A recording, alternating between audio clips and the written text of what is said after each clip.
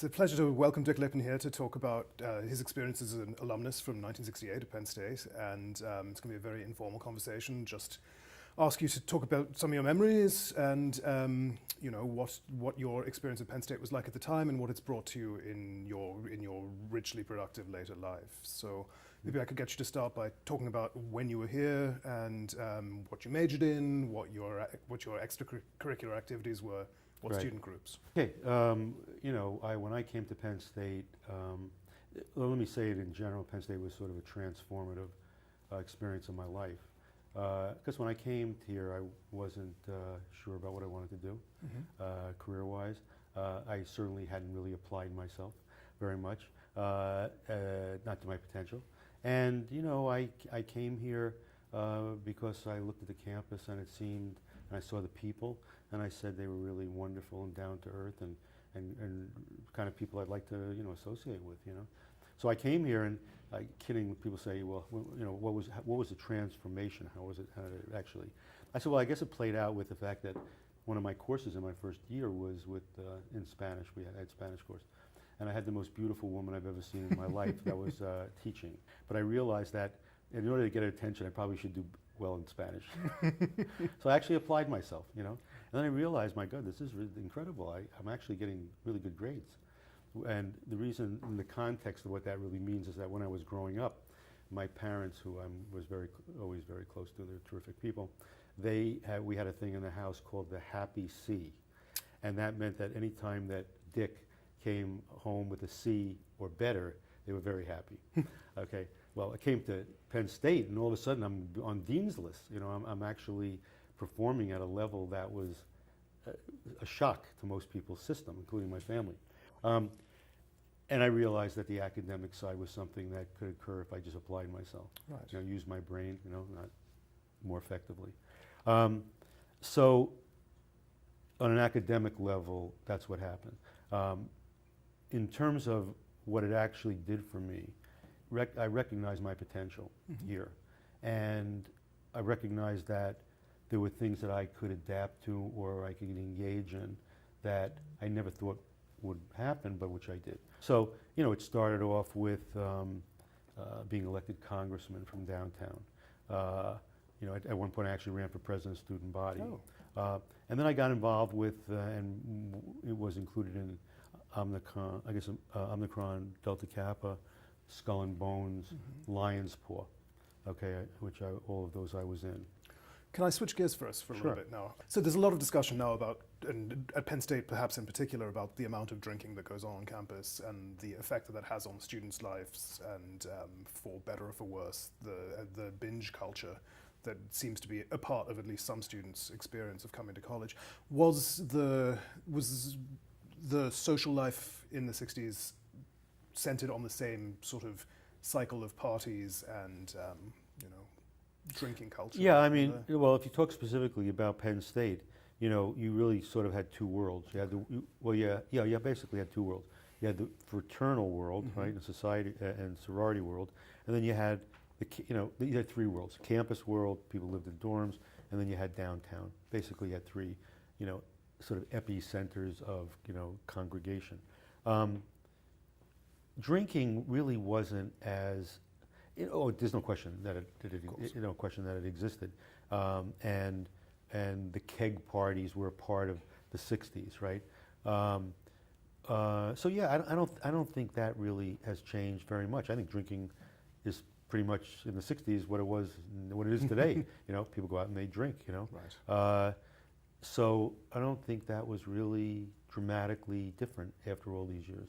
That's And what do you think about sort of other aspects of social relationships and you know, dating? What the things that college students want to hear about? Like what are they experiencing 50 years on that's different for the better that they might have, or different from the worse that you had? I mean, the things that you were grappling with, music, and those things. Look, what you're introducing now is something we could talk about probably for months. Today's world is not, in all due respect, more community. Is that in '68, activism was in person. Activism was a million-person march on Washington. Activism was, signs and communities of like-minded people wanting to be active. Social media is not an active medium for that. It's a passive medium. People think it's active, but it really isn't. Today's world, in many respects, is not connection. It is a superficial way, in some cases good, by the way, medical research, information. But in terms of human interaction, it's a disaster, okay? People think that texting and emailing is a substitute, okay, for interaction.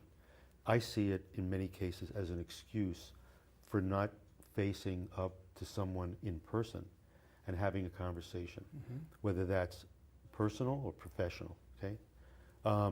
You see, it's very interesting about the internet that people, I was always against the concept of the internet. And I did for one very, very specific reason. I thought that potentially it could become very dangerous. And when you look at television, I'll give you an example of distribution. In the 60s, if you had distribution from television, it was broadcast television. Broadcast television is licensed by the government, and there are requirements of what you could do. No bad language, no sex, no real violence, right? And they were governed by the government, regulated.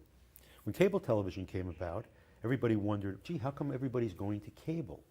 Well, it was a very simple reason.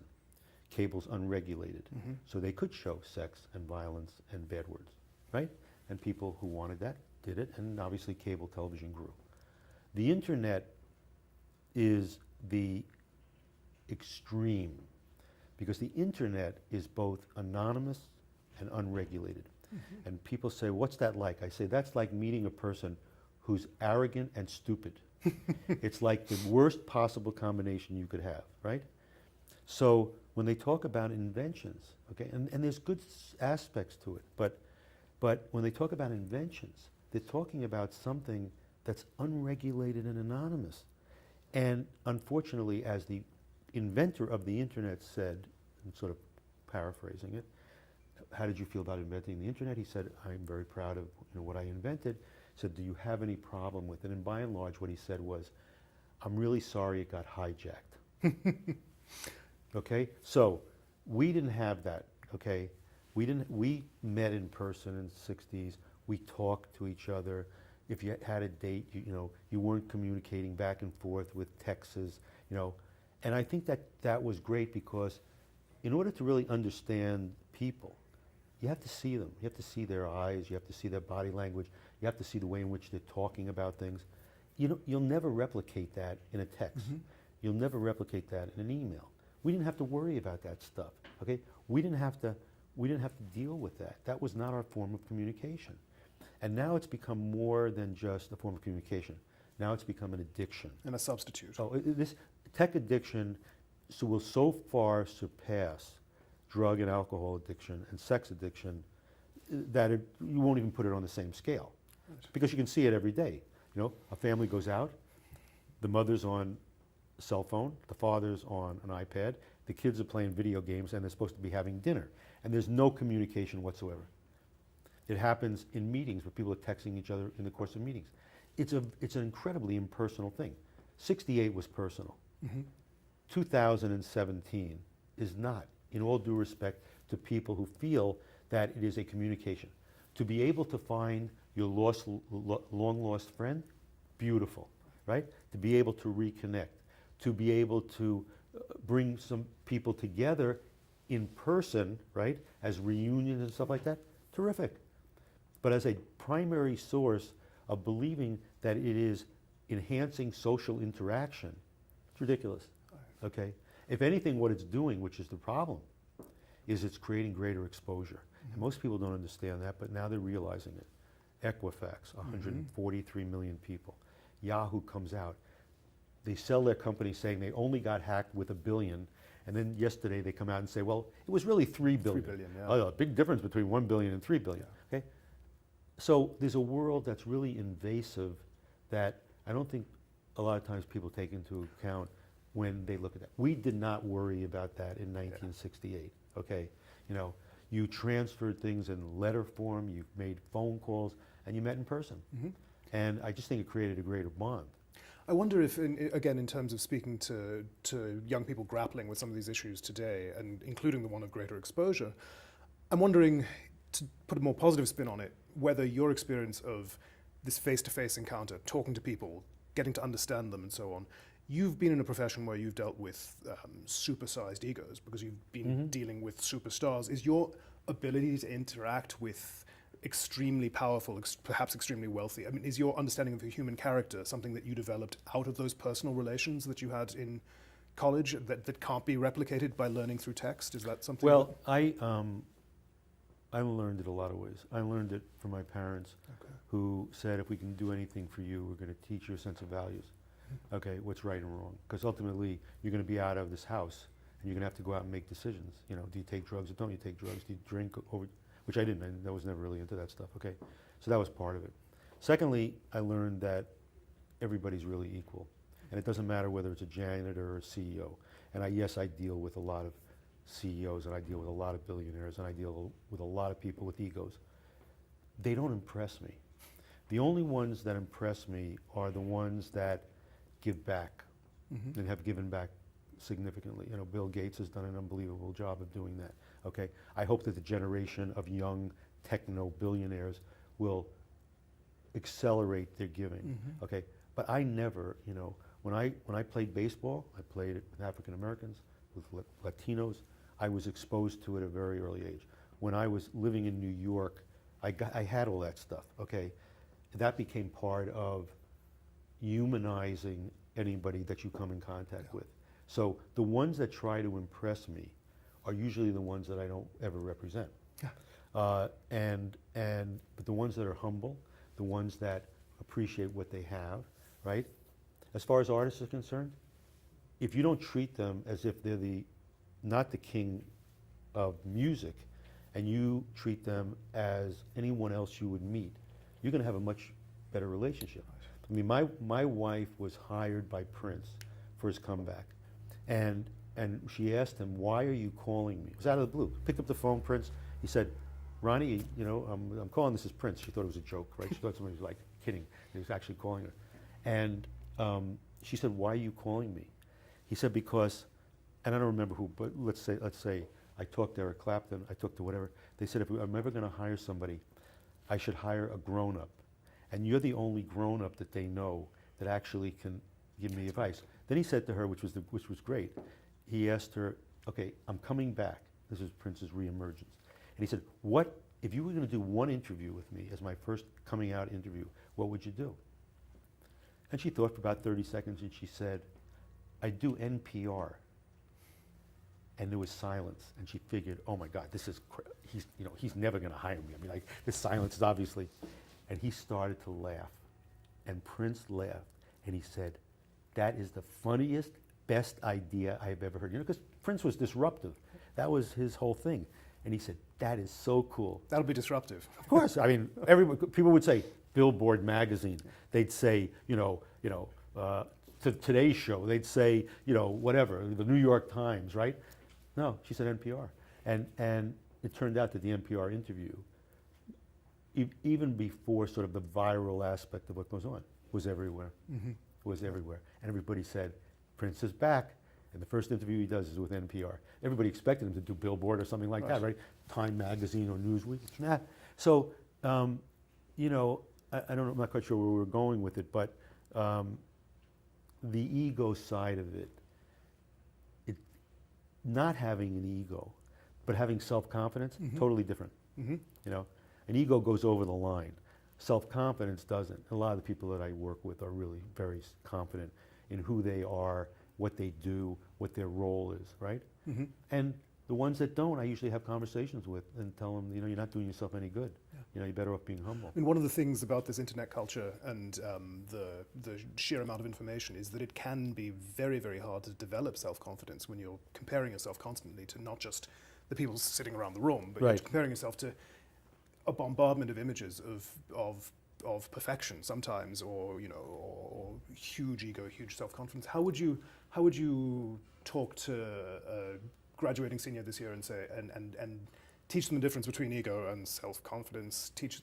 How would you get them to feel okay about themselves and confident going forth into the, into the world the way you did? Well, it's interesting because I did a class with the students in psychology yesterday, and that subject came up.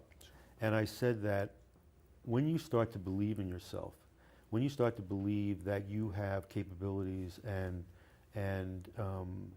qualities that are really good or strong, you are going to have a probability of success is going to be very good.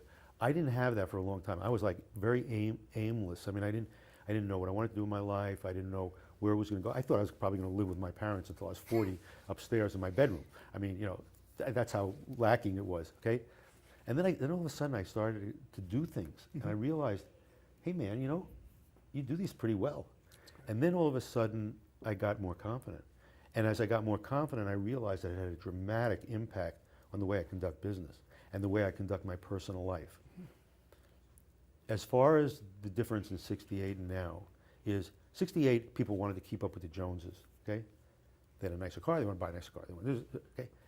There's no way in 2017 you will ever keep up with the Joneses, okay?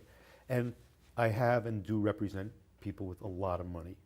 And I watch the turmoil and the stress that they create for themselves by wanting to have the bigger yacht, to wanting to have the G5, 550.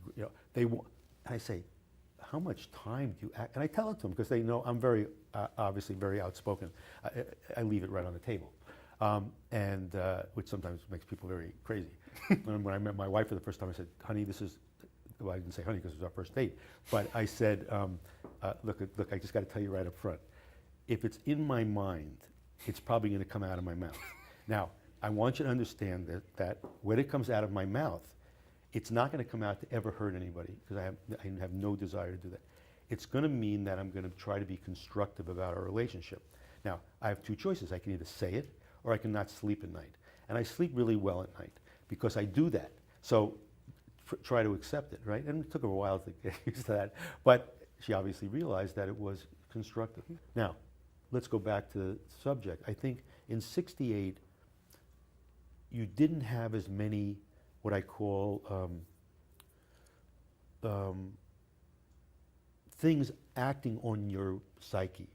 You weren't bombarded with, my God, the crisis of North Korea, the problems of what we're dealing with today politically, and the way people treat each other, and those kinds of issues. You weren't bombarded with that. You had certain issues that were predominant.